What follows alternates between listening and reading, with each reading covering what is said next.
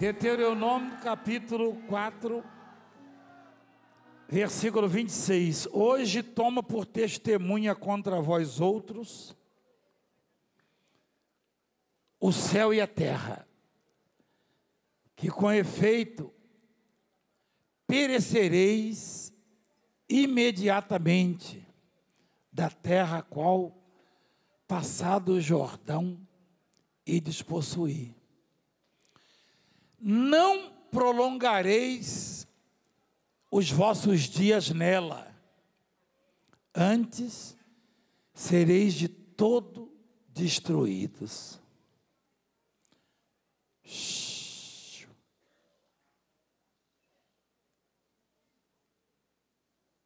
Eu estou ouvindo daqui. Por favor. Deus, Ele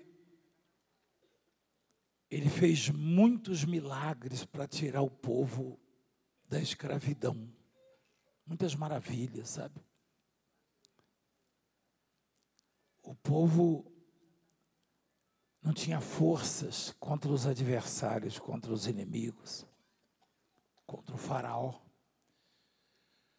O faraó era considerado um deus naquela época para os egípcios. E eles conseguiram que os hebreus fizessem todo o trabalho pesado do país, servindo aos egípcios. Quer dizer, o povo crente,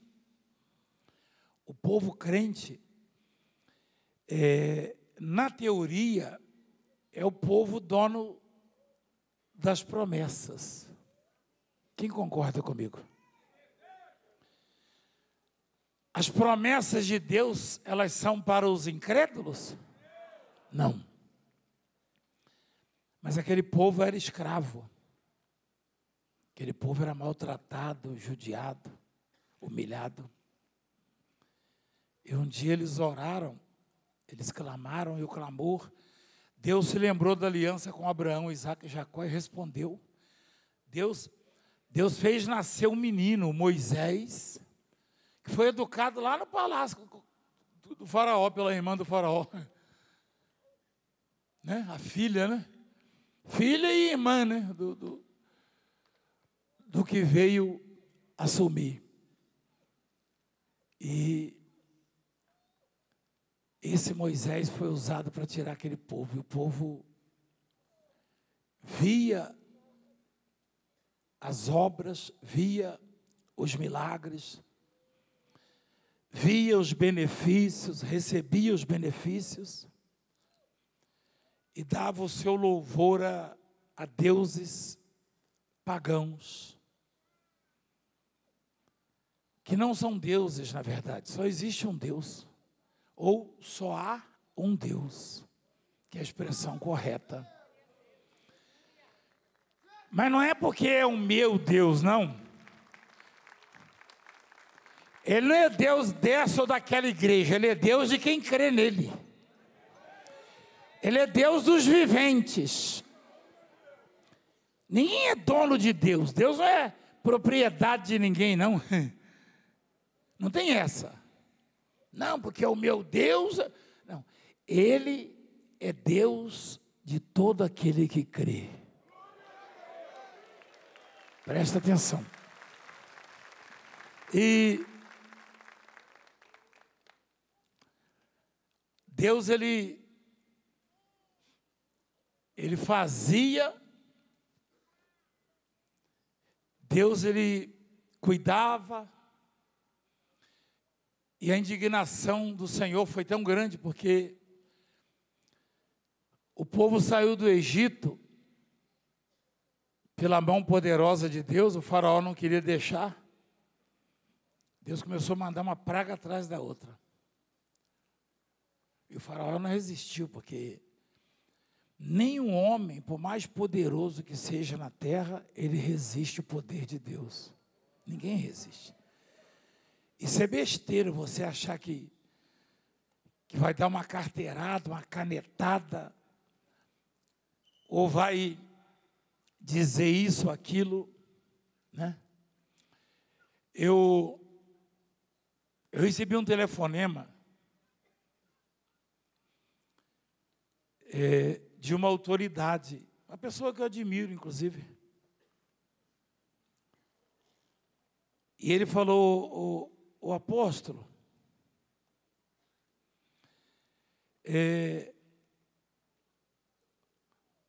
eu estou muito feliz porque, na verdade, ele queria mudar um pouco alguns conceitos que eu tenho. Ele falou, estou muito feliz porque agora a música gospel tem o seu dia. O nosso presidente sancionou. Só que ele não usou a expressão sancionou, ele falou, o nosso presidente, eu falei, não, sancionar é uma coisa, fazer é outra coisa. Inclusive a nossa liberdade religiosa, eu falei, o senhor conhece a Constituição melhor do que eu. Eu conheço um pouco. Falei, então, eu vou te dar o artigo, eu vou lhe dar tudo, aí o senhor confere lá que em 1988, tá? É que foi, e está lá escrito, reza na Constituição, que eu tenho liberdade de culto. O senhor está me dizendo o quê? Ele veio me dizer que o atual presidente está dando a liberdade. Ele falou, não, liberdade religiosa, isso é garantido por lei na Constituição Federal. Nenhum homem na face da terra pode dar ou tirar, isso aí é lei. E eu sou livre para pregar o evangelho. Qualquer lugar. Ele falou, o senhor conhece? Eu falei, conheço, porque eu não tenho só a Bíblia, eu tenho a Constituição também. Então pronto. Mas e o dia da música gospel? Eu falei, pai, se for vender mais, eu vou gravar mais uma então. Não vai mudar nada não. A música gospel já está tomando conta aí, até nos filmes, nas novelas, sabia? Uma vez eu ouvi ele cantando numa novela aí, aquela... Entra na minha casa. Entra na minha aí você vem com história, eu vi no Fantástico isso aí cantando. Falei, não, meu irmão, liberdade, tudo que acontece de bom na nossa vida, alguém vai ter que ser usado, mas que vem de Deus, vem só de Deus. Não atribua a Valdemiro, a quem quer que seja, os benefícios que você recebe. Ao apóstolo mudei coisa nenhuma.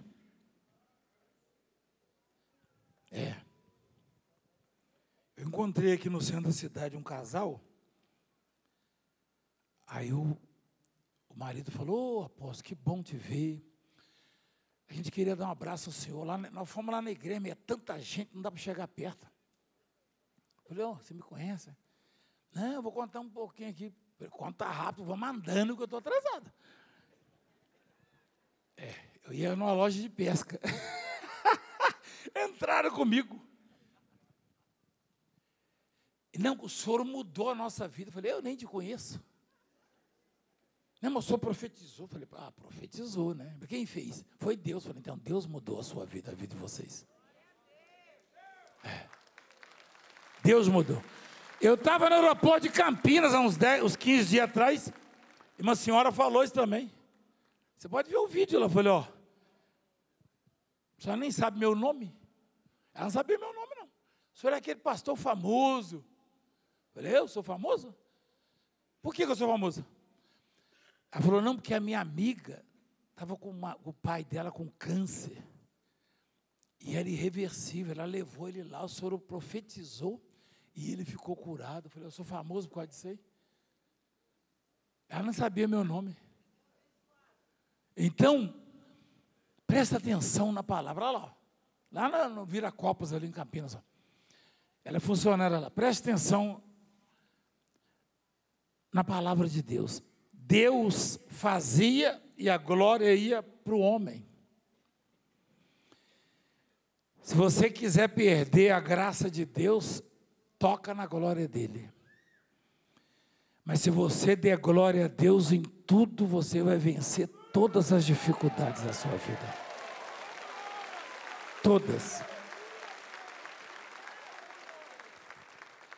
Aí eu falei para o deputado, falei, deputado, eu respeito muito o senhor, eu gosto muito do senhor, mas liberdade religiosa minha não foi homem que deu, não. É porque Deus é quem determina as coisas. E é garantido por lei isso aí. Temos que respeitar. Eu questionei esse dia, eu falei, peraí. Que a juíza falou, não, mas ele é, como é que é? Pessoa pública. Eu falei, pessoa pública é pessoa, também chora, tem dor de barriga. Pessoa pública tem dor de barriga. Eu já parei o carro no meio da marginal assim, corri dentro de uma oficina. Tem que falar a verdade, né? Eu falei, apóstolo, falei, não, dá licença, depois se fala, irmão. Peraí, ó, pessoa pública, vai nessa aí. Deus me livre. Lá em Araçoiaba da Serra, eu entrei dentro do milharal.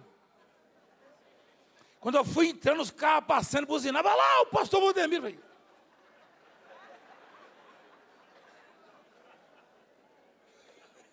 pessoa pública tem dor de barriga, meu irmão. Vai nessa aí, entendeu? É a mesma coisa, rapaz, entendeu? Não tem bom, não. Bom é Deus. Só Deus é bom.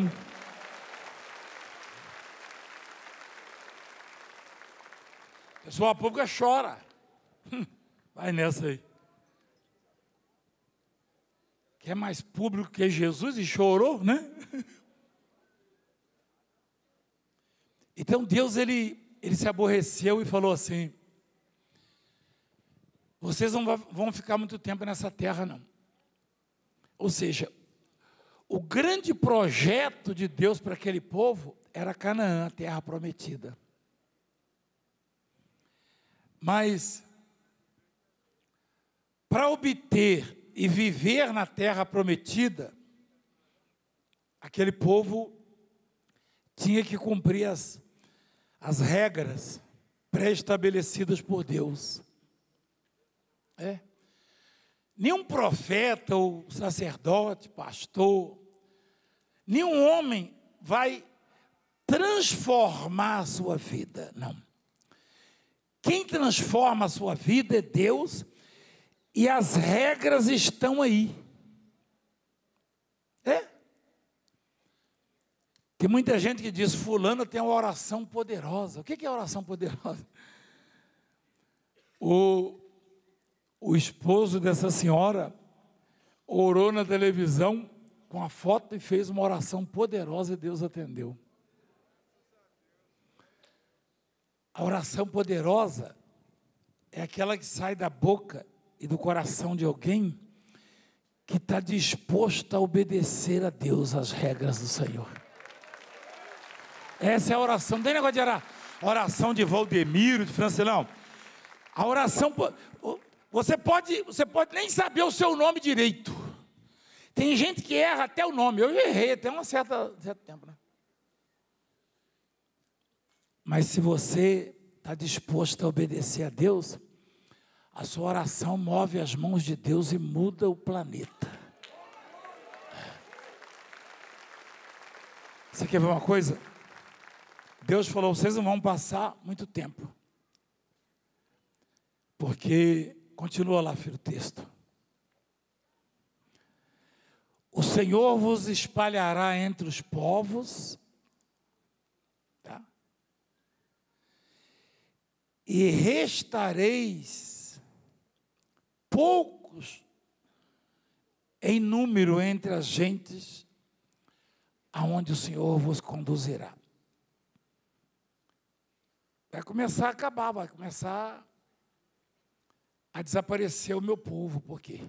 Você vai saber.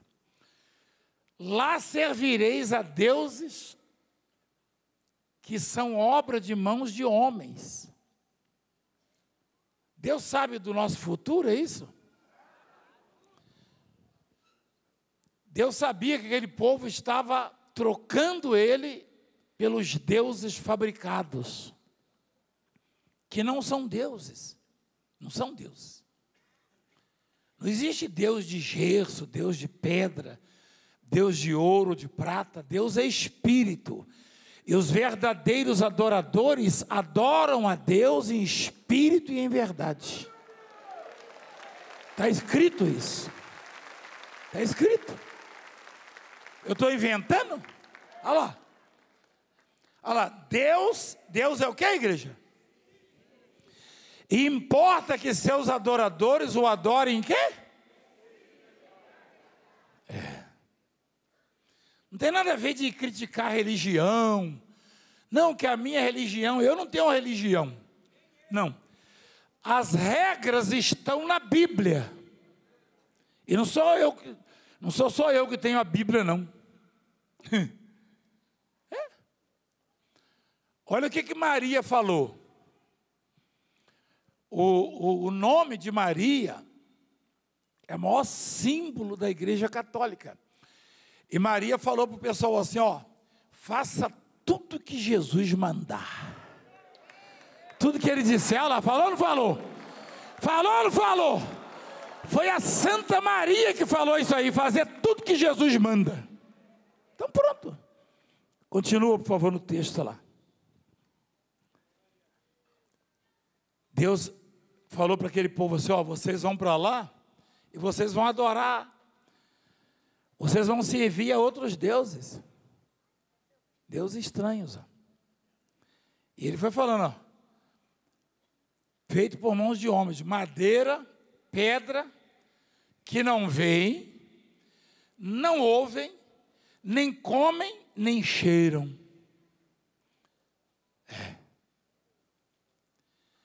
Imagina o pai e a mãe. Imagina você como pai e mãe, você cria o filho com tanto carinho, normalmente, você faz pelo seu filho o que seus pais nem fizeram por você. E as gerações vão só, não é verdade? É assim. O seu pai fez por você o que os seus avós, pais deles, não fizeram por eles. E assim vai. Então imagina você, pai e mãe, o seu filho prestar obediências a estranhos e não a você. Honrar os vizinhos e não a você. Aos estranhos e não a você. Então Deus fez o homem e ama tanto o homem que ele plantou um jardim para o homem. Deus Todo-Poderoso, eu já fui agricultor já. Eu plantava arroz, feijão, milho, laranja, as mudinhas de laranja. Alguém já trabalhou na roça? Só que eu não era dono da terra, não. Meu pai não era dono, não. A gente era colono. Você sabe o que é colono? A gente era empregado lá da fazenda. Eu nunca vi o patrão entrar no meio da gente para plantar. Ele pagava lá uma mixariazinha, que na roça é quase um trabalho escravo na época. E a colheita tinha que entregar para ele, era dividido, né? Lá fala meia, não é isso? E eu nunca vi o patrão plantando junto com a gente. Porque é o dono da terra. Só que nesse caso específico, Deus é tão extraordinário, ele poderia dar instruções, ou Adão, você vai arar aqui, você vai plantar assim, assim, não. A Bíblia diz o que no Gênesis? Você está tendo dificuldade aí, meu filho, para mostrar? Olha lá.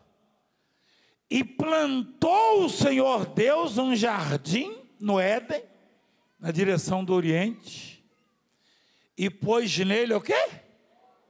O homem que havia formado. Deus plantou. Você pensou, você ora a Deus, aí Deus aparece lá e está lá plantando. Planta um pé de laranja, uma mangueira, planta o milho, planta... Deus plantando. Eu nunca vi, o patrão não planta, né? O dono não planta, não. Quem planta é o empregado. Só que Deus plantou. Aí o homem trocou Deus. Deus sabia da tendência da idolatria e falou, vocês vão servir a outros deuses, né? De pedra, de pau, enfim, lá de madeira, Mas aí, como Deus conhece o futuro, é o único, aparecem uns meio malucos aí, que eu estou vendo não sei o que na sua vida. Está vendo coisa nenhuma. Tem um aí que fala, eu te vi, Valdemir, você estava lá fazendo despacho, você viu, né? Eu te vi. Isso é maluco, rapaz, isso é doido.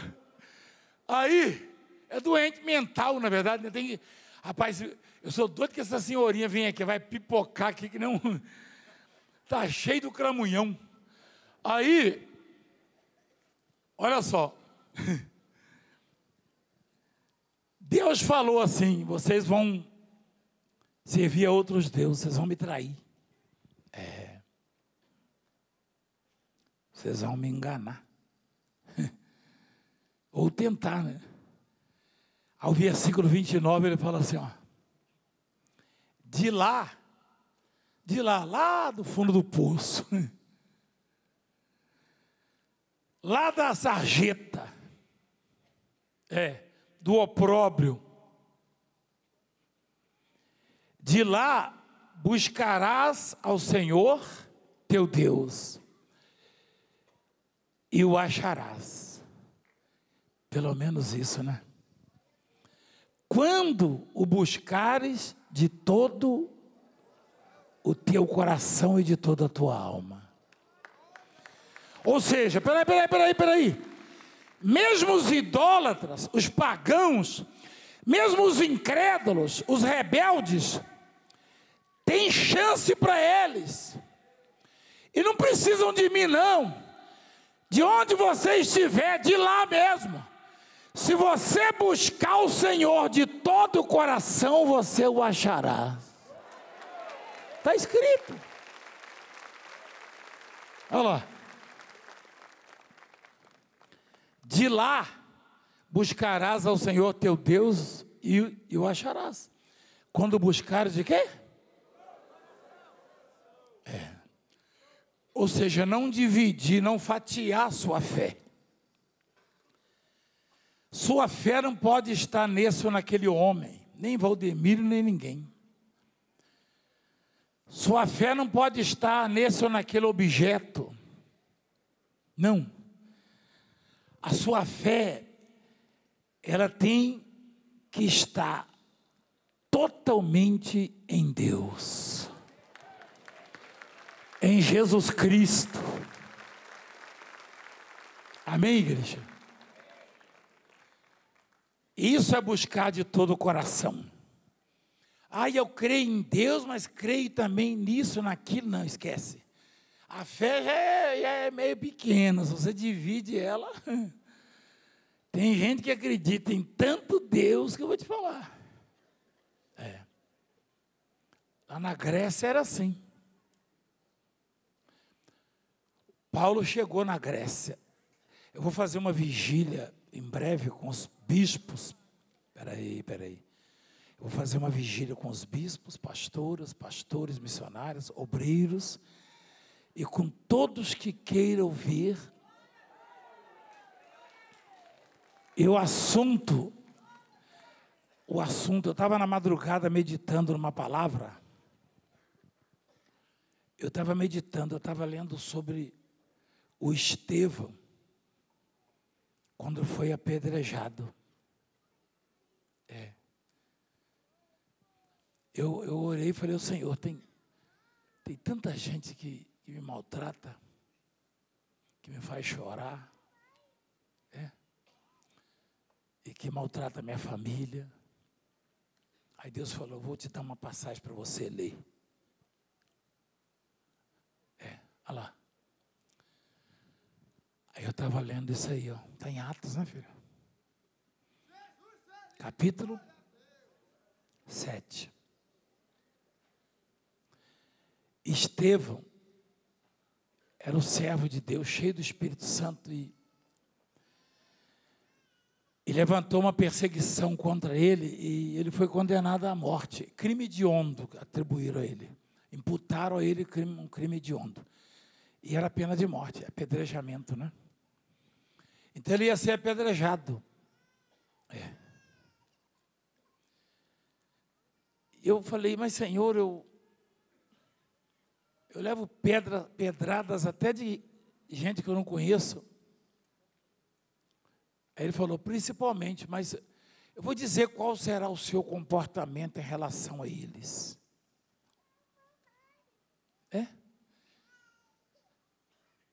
Tem que ser vigília, porque é muito longa essa mensagem, tá?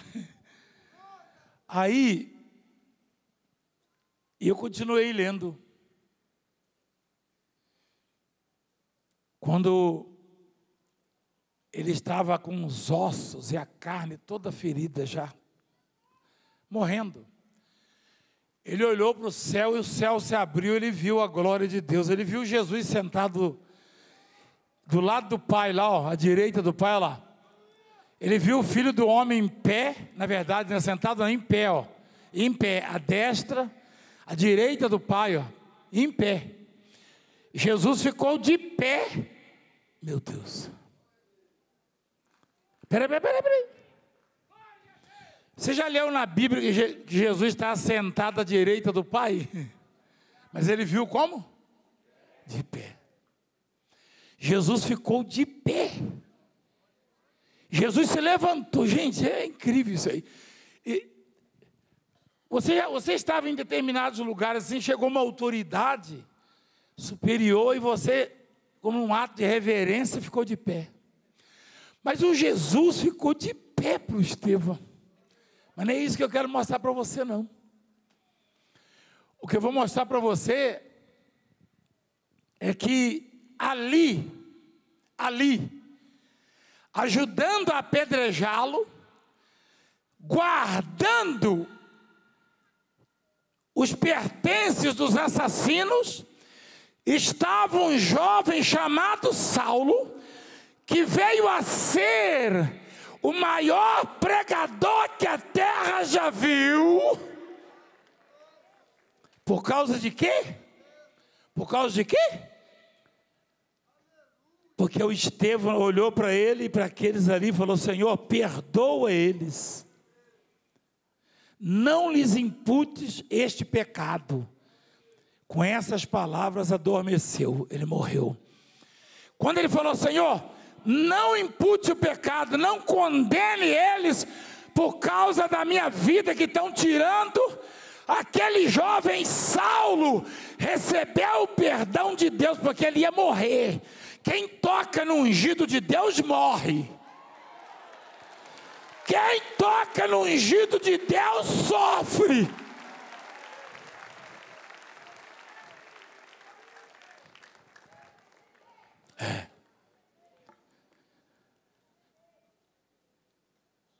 Estevão poderia mandar maldição e acabar com todo mundo ali.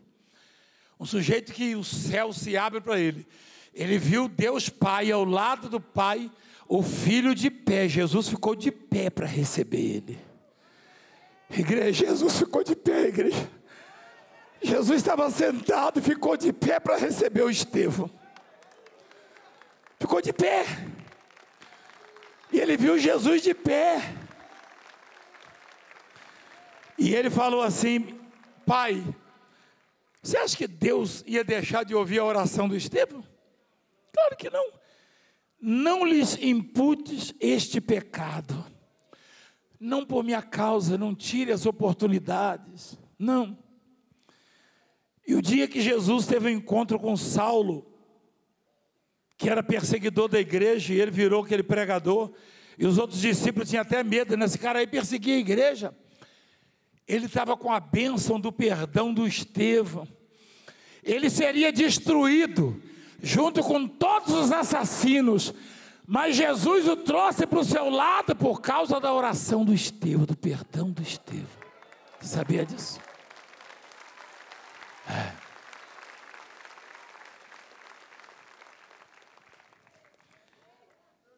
É difícil perdoar. É muito difícil. Tem umas coisas que fazem conosco que é muito difícil perdoar. Muito difícil. Tem umas coisas que são difíceis. Mas é necessário perdoar, igreja. Eu sei que muitos de nós, eu mesmo, eu me fortaleci, eu me converti ouvindo as cartas de Paulo,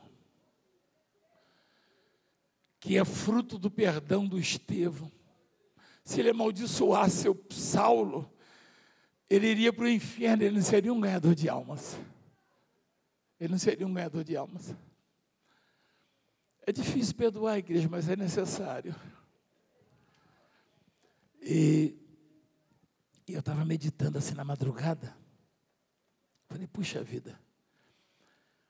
O Saulo estava lá, incentivando. Joga pedra, mata. Vamos matar. E ele orou pelo Saulo e falou, Senhor, não imputes pecado a esses.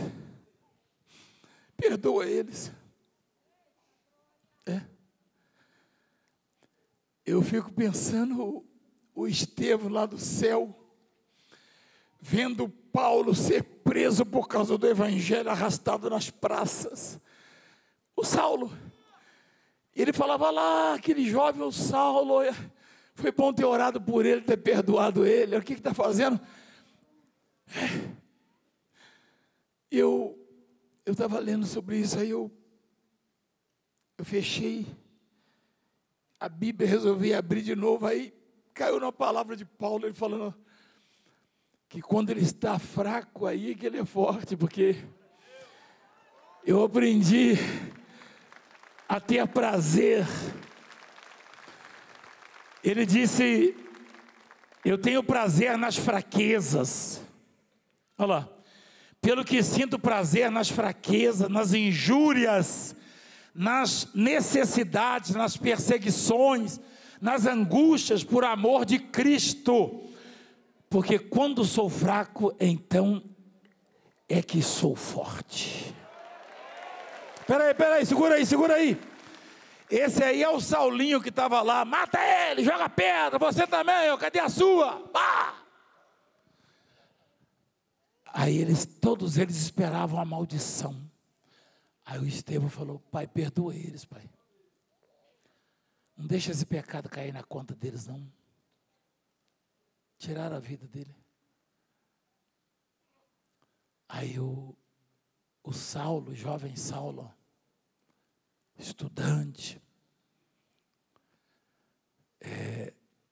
ele continuou perseguindo a igreja. Aí quando Jesus olhou e viu aquele jovem perseguidor, ele era zeloso, né, pela lei, a lei era contra a palavra de Deus. Saulo não era bandido, ele era zeloso pela lei do país e não podia pregar o evangelho. Eles tinham os deuses deles, como alguns países da Arábia hoje em dia, a maioria, Coreia do Norte. Então, eu fico imaginando o Paulo, quando foi sacrificado pelo evangelho, chegou no céu,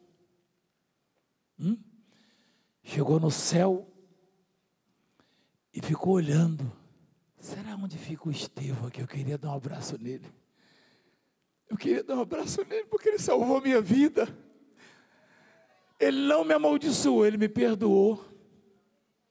Olha lá, ele pediu ali na frente de todos os assassinos, perdoa eles.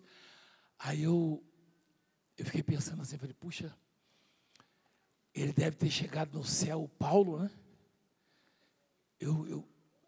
Aí, Jesus, bem-vindo, eu sou Jesus, o Senhor, eu sei quem o Senhor é, mas eu queria o Estevão, eu queria dar um abraço nele, porque ele salvou a minha vida, eu estou salvo. E o Estevão,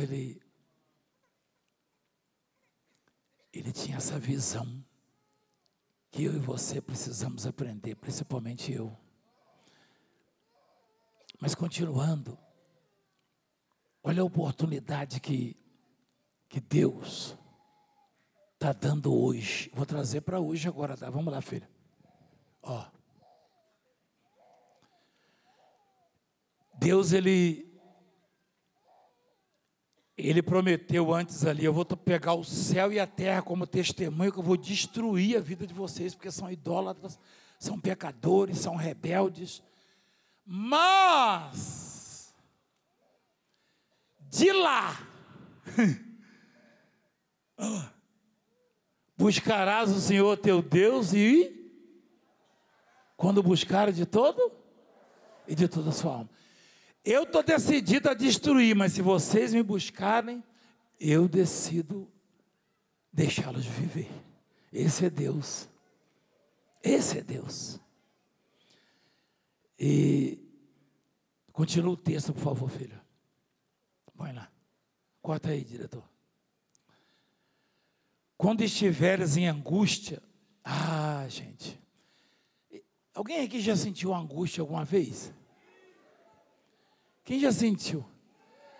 Cruz credo, é? Eu achei que você ficava rindo o dia inteiro. Hã?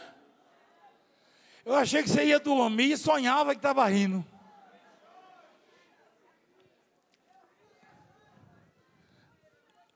A Juliana, mas a Raquel, quando era pequenininha, às vezes, bem miudinha assim, às vezes a gente olhava assim, ela estava dormindo e começava a rir. É que a gente brincava, acho que lembrava, no sonho, né? Eu também devo ter rido em sonho, chorado, assim. Mas eu achava assim que vocês riam dia e noite. Quem já sentiu angústia? Vocês não vão perguntar para mim, não?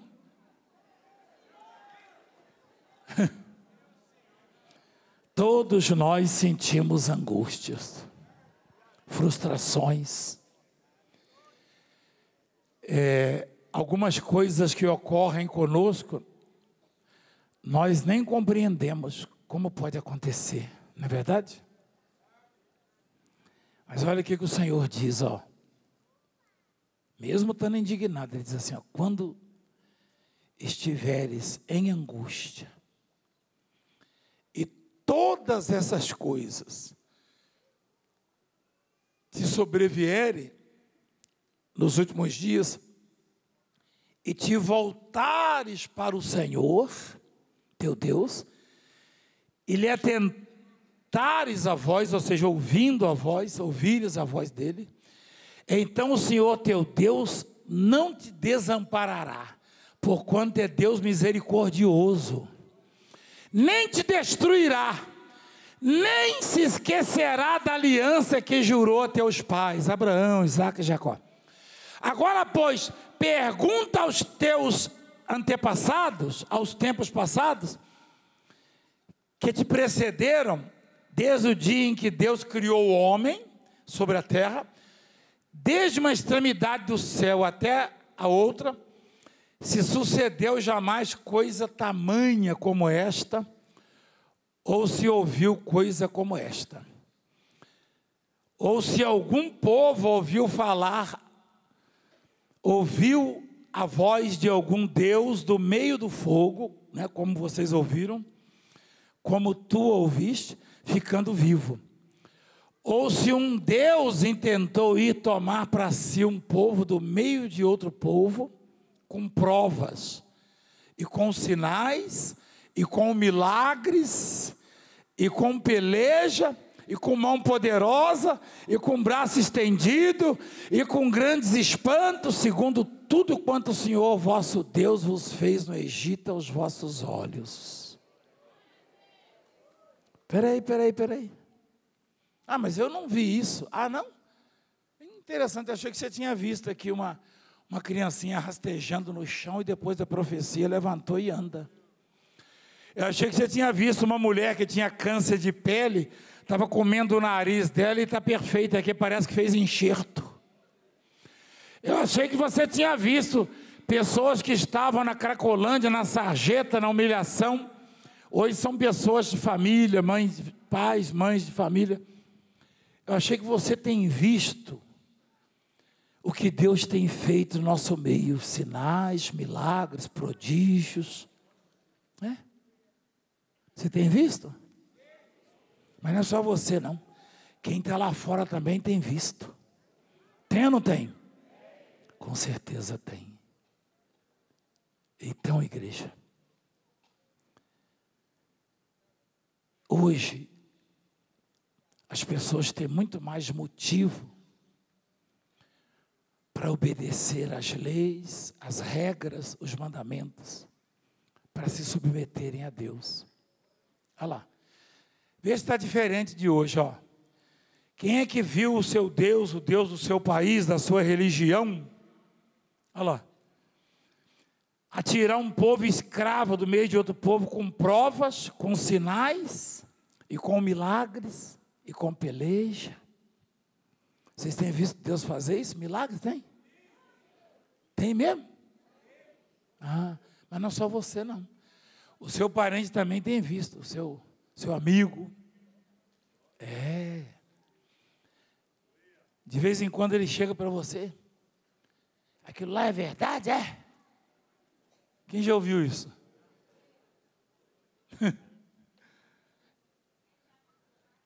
Se não fosse verdade, eu já estava uns 30 anos na cadeia.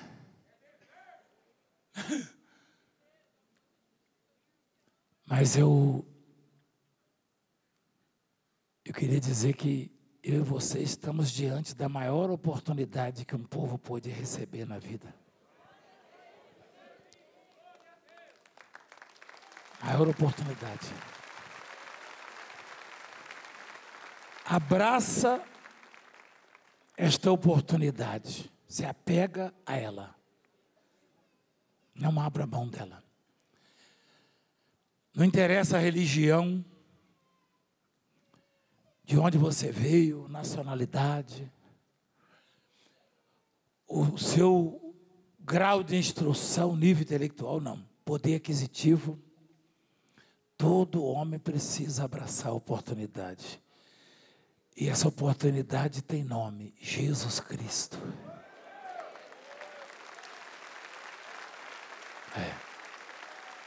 Fica de pé, por favor.